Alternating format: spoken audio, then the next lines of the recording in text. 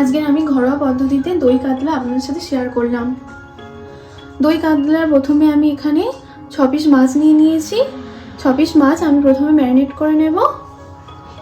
প্রথমে আমি দিলাম নুন,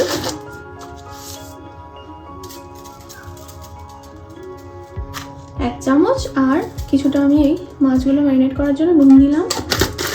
তারপরে আমি হলুদ গুঁড়ো দিচ্ছি,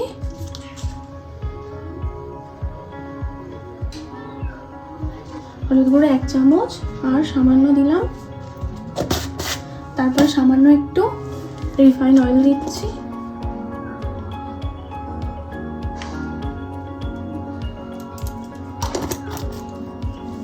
এবারে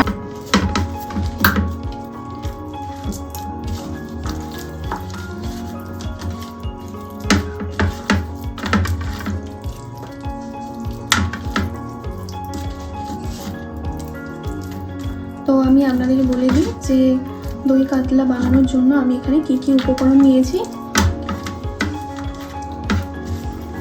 মাছগুলো আমার ম্যারিনেট করা হয়ে গেছে ভালোভাবে। এবার আমি আপনাদের বলে দিই, প্রথমে নিয়েছি আমি এখানে পেঁয়াজ বাটা, তারপর আদা রসুন বাটা রয়েছে, এখানে গোটা গরম মশলা রয়েছে, দারচিনি, এলাচ, লবঙ্গ, তেজপাতা, টক দই রয়েছে, জিরে গুঁড়ো, ধনে গুঁড়ো রয়েছে, তারপর হলুদ গুঁড়ো, নুন, লঙ্কা গুঁড়ো, সামান্য চিনি নিয়েছি, আর লাস্টে ধনেপাতা, কাঁচা লঙ্কা অ্যাড করার জন্য নিয়েছি, আর সাদা তেল নিয়েছি। মাছগুলো ভাজার জন্য আমি কড়াই প্রথমে তেল দিয়ে দিলাম। তেলটা ভালোভাবে গ্যাসের ফ্লেম আমি বাড়িয়ে দিলাম। তেলটা ভালোভাবে গরম হবে।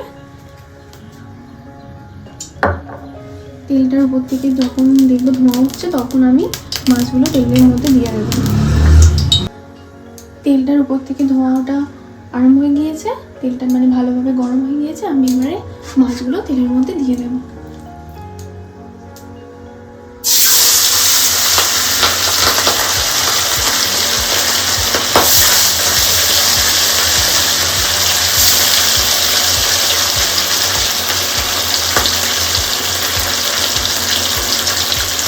আমি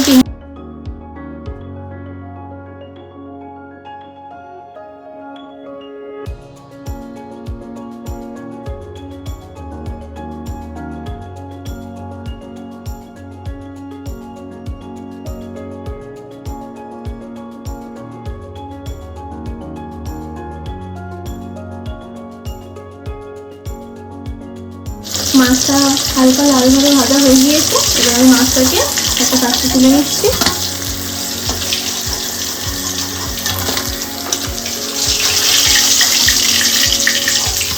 এরপর পরের যে 3 পিস মাছ রয়েছে, আমি 3 পিস মাছ তেলের মধ্যে কাটার জন্য আমি মাছ ভালোভাবে ভাজা হয়ে গিয়েছে। এবার আমি কড়াই তেল দিয়ে দিয়েছি। তো প্রথমে আমি তেলটা তেতে গিয়েছে। এবার আমি এতে গোটা গরম মশলা আর তেজপাতা অ্যাড করলাম।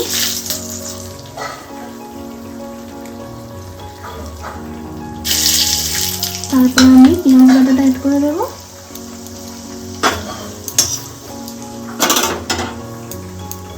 এবার আমি এতে পেঁয়াজ বাটা অ্যাড করছি।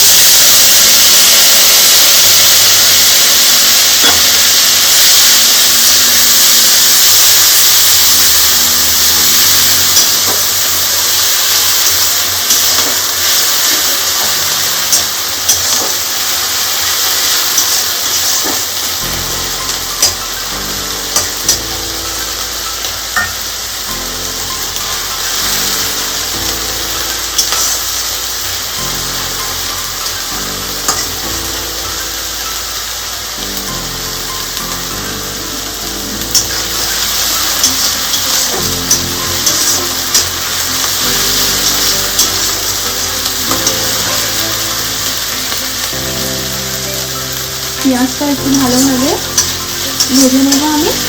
পেঁয়াজ ভাজা হয়ে গেলে তারপর আমি এতে আদা রসুন অ্যাড করবো। এবার আমি এতে আদা রসুন অ্যাড করছি। রসুন, আদা অ্যাড করছি। রসুন আদাটাও পেঁয়াজের সাথে ভালোভাবে ভেজে নেব।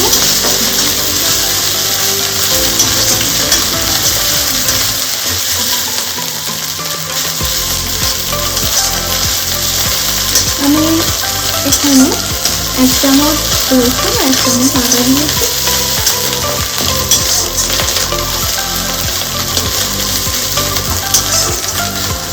আদা রসুনটা ভালোভাবে ভাজা হয়ে গিয়েছে।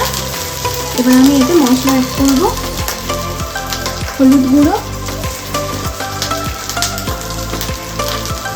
এখানে আমি 1 চামচ হলুদ গুঁড়ো দিলাম। আমি দই পাতলায় হলুদ গুঁড়ো অ্যাড করছি, আপনারা চাইলে হলুদ গুঁড়োটাকে স্কিপ করতে পারেন।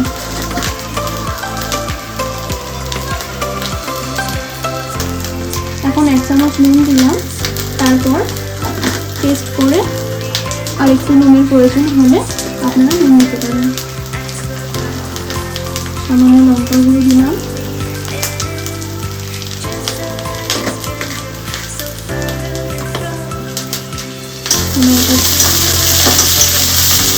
এটা ভালোভাবে মিক্স করছি। গ্যাসের ওভেনটা একটু কমিয়ে দিলাম।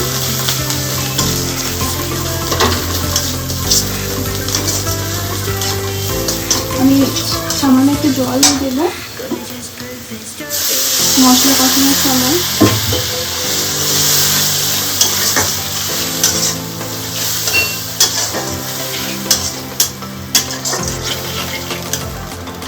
এবার জিরে গুঁড়ো, ধনে গুঁড়ো দেবো।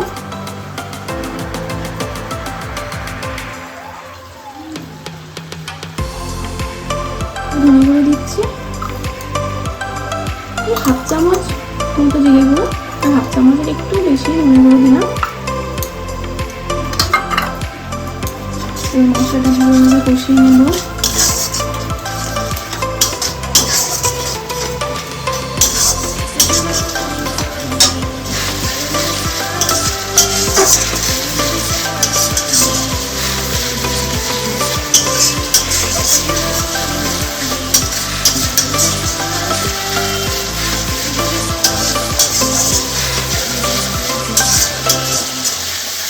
মশলা কষানো হয়ে গিয়েছে। এবারে আমি এতে টক দই অ্যাড করবো। টক দইটা ভালোভাবে আমি অ্যাড করার আগে ফেটিয়ে নেব।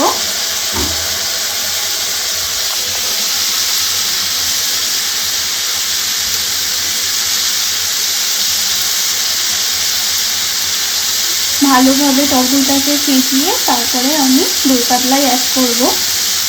আমি টক দইটা ফেটিয়ে নিচ্ছি কারণ টক দই দেওয়ার পর যাতে টক দইটা কেটে না যায়, সেই জন্য ভালোভাবে আমি ফেটিয়ে নিচ্ছি টক দইটা।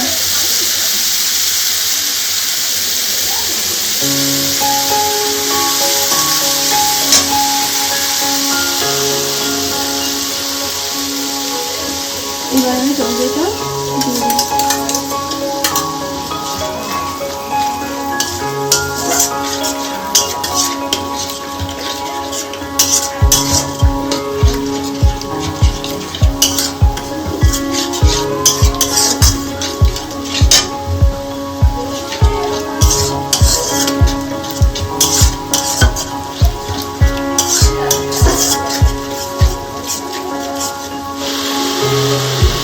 এবার টক দইয়ের বাটিটা দিয়ে আমি 1 বাটি জল এটা আমি অ্যাড করে দিলাম।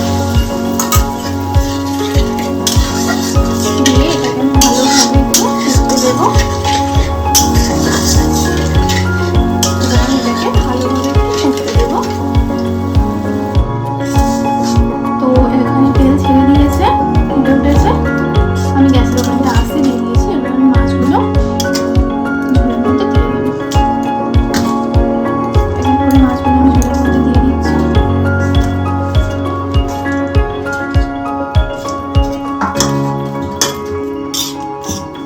ঝোলের মধ্যে দিয়ে আমি কিছুক্ষণ ফুটতে দেবো ভালোভাবে।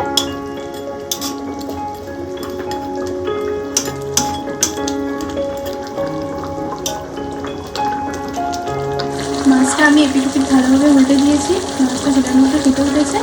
এবারে আমি সামান্য চিনি অ্যাড করবো। সামান্য চিনি অ্যাড করছি।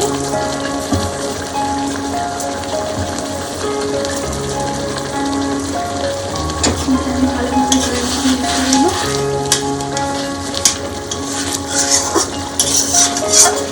এবার একটু চেক করে দেখতে হবে যে পরিমাণটা সব ঠিক আছে কি, নুন, ঝাল, মিষ্টির পরিমাণটা একটু সামান্য চেক করে দেখবো। সব কিছু ঠিকই হয়েছে। এবার ধনে পাতা